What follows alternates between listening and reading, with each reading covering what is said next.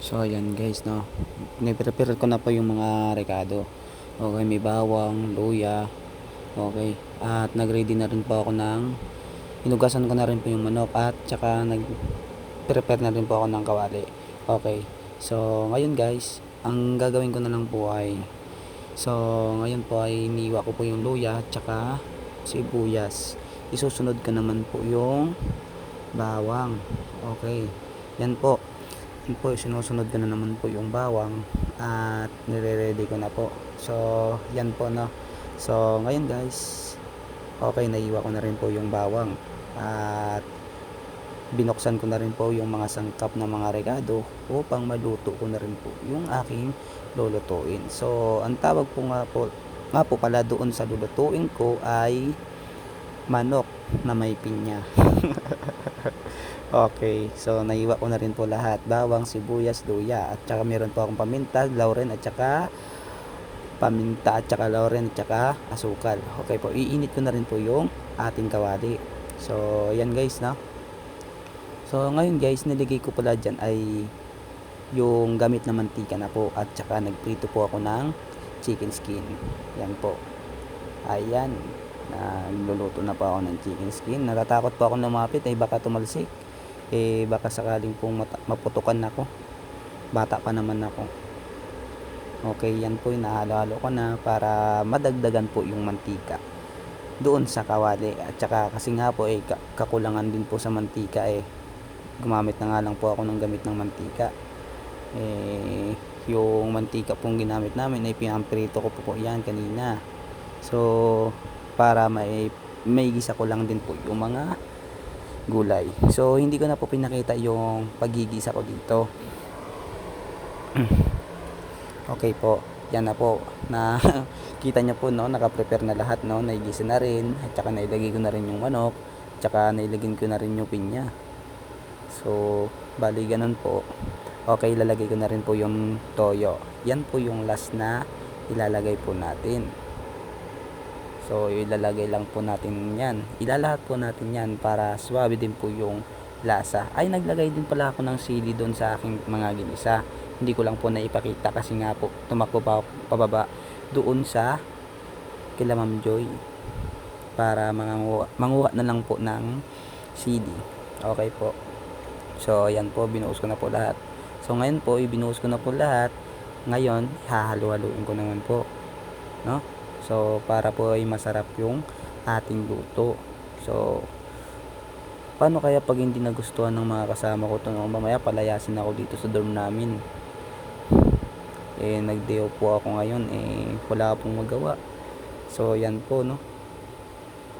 Yan, tayo na lang po nating maluto yung ating ginigisang inadobong manok na may pinya.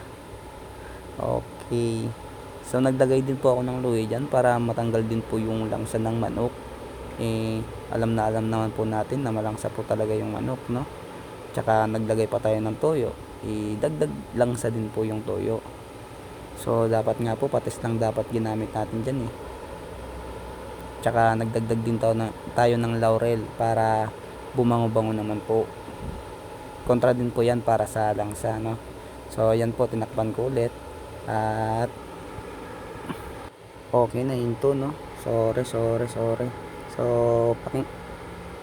So yan ang mga mukhaan naman na yan, oo. Kala mo tanga, kala mo. Yan, bumalik tayo ngayon sa mga niluluto natin, no? Okay, so yung niluluto natin ay hintayin na lang din po natin siyang lumapot dahil nga po ay nabawasan na lang din po siya ng sabaw. Okay, no? So ngayon po, hintayin na lang natin siyang lumapot. Okay. So ayan, nahalo-halo ko na, no? So malapit na rin po siyang maluto. So bali luto na rin po siya. Inintay ko na lang pong lumapot yung sabaw niya. Okay. So ayan, titikman ko po. So tikman po natin lahat, guys. Lasang manok na may toyo. Okay. Joke lang. Lasang toyo na may manok. Siyempre, adobong manok. Saan ka nakakita ng maglasang isda yan?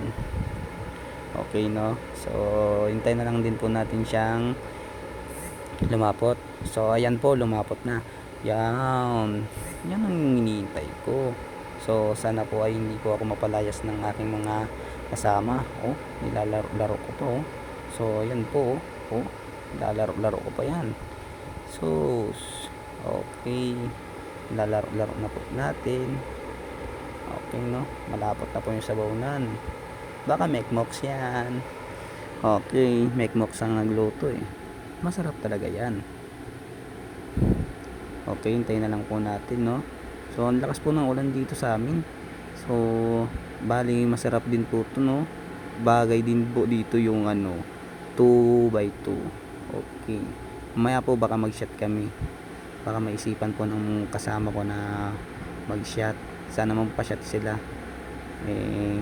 Paano man kasi hindi ako nakapasok. Ang sakit po ng ulo ko kaninang umaga. Yun po. So, bali hindi po ako nakatayo. Alos 8 na po ako nakatayo kanina.